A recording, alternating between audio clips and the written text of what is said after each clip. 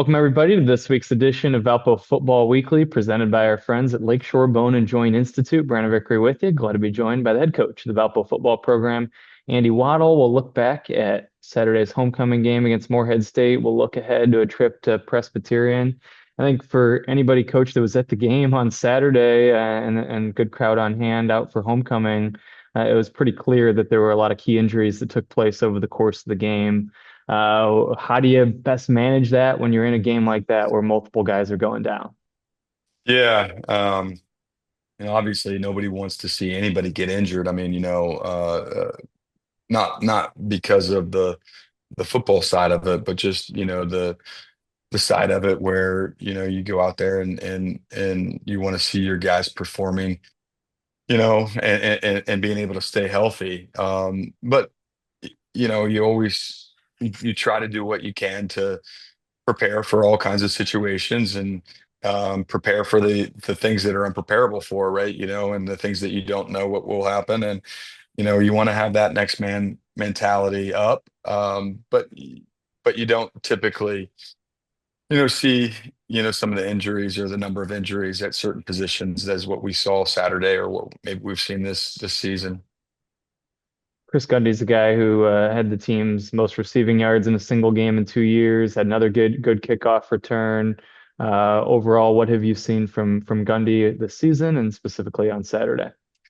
Yeah, so Chris was our scout or our special teams player of the game with his big return that he had, right? And got out to midfield, I think a 50-yard return. And he was also our offensive player of the game, I think. Offensively, I thought Nico played really well, and continues to be a bright spot really on our offense and on the offensive line. I mean, he was dominant.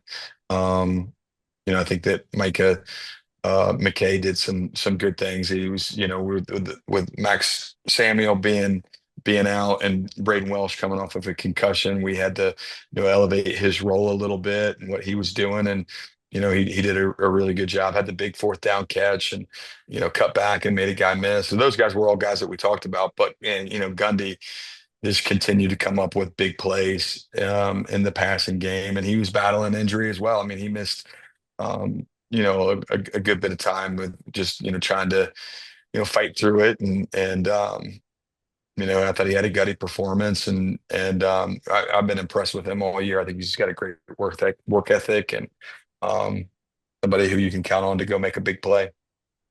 Yeah, we talked about you finished the game with a redshirt freshman and Noah Long at running back, a true freshman, and Nathan Downey at quarterback, and certainly didn't want to get there with seeing other guys go down. But what was it like to see some young guys get an opportunity at the skill positions in a tight conference game? Yeah, right. It, we talked as a staff, right? And we try to do what we can to prepare the guys and go through, prepare 2-minute drills and things like that. And you know, um, Nathan, most of camp is a fourth or fifth string, guy, and you don't typically get to your 2-minute drill, with your fourth and fifth string, guys. And so his first ever 2-minute action is his live with the game on the line at homecoming. And um, I think when you take all that into account, I mean, pretty impressed with just the way that he handled himself. I mean, not every play was perfect, and there's certainly things that he's going to get better at, from having that experience and whatnot. But I thought that he handled the moment, with some maturity that was pretty good to see, and gives you some real hope for his future and the development as he moves forward. And Noah's a guy that we've been impressed with. He's battled injury as well, right? So it's kind of been the revolving door at running back, whether you start with Mike and you really feel good about him and then, he battled some injury early in the season to Wyan, and he's battled some injury during the season. And then, Michael Romero, and he's battling injury. I think Amir Simmons is a guy who's really just a steady presence in that backfield and can certainly do some things, both running the ball and catching.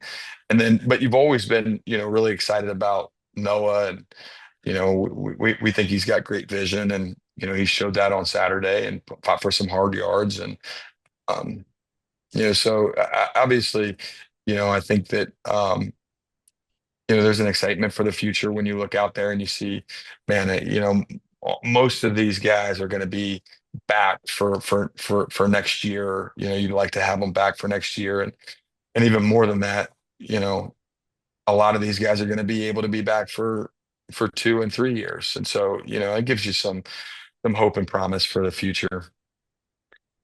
Just one penalty on Saturday, and it's been a theme we talked about it a little bit before, but you're third in the country in fewest penalty yards per game. What do you attribute that to in terms of the team's success in avoiding penalties? We really try to make sure that we're not putting ourselves behind the sticks, and on defense, and we try to have discipline, or on offense, and we try to have that discipline on defense. I don't know that it's any one particular thing, so I think the guys that are locked in, they want to do their part, and that's something that you know we've been managed to do a decent job of so far this year, and hopefully we'll continue to do it as we move forward. So we look ahead, a game at Presbyterian coming up this Saturday. It's a team that's been nationally ranked for much of the season, but now they're coming off their first loss of the year against Dayton. What stands out to you about the Blue Hose as you look at them on film? Yeah, man, they're talented. I mean, I really like their offensive line. I mean, we watched a lot of them, the past couple weeks just on crossover games, right? And their O line I mean, they're people movers for sure. I think when you start with that group, you're going to have some success, and then I think they've got really nice running backs, and a, a combination of different guys in there running the ball for them, but they're all been able to be really successful.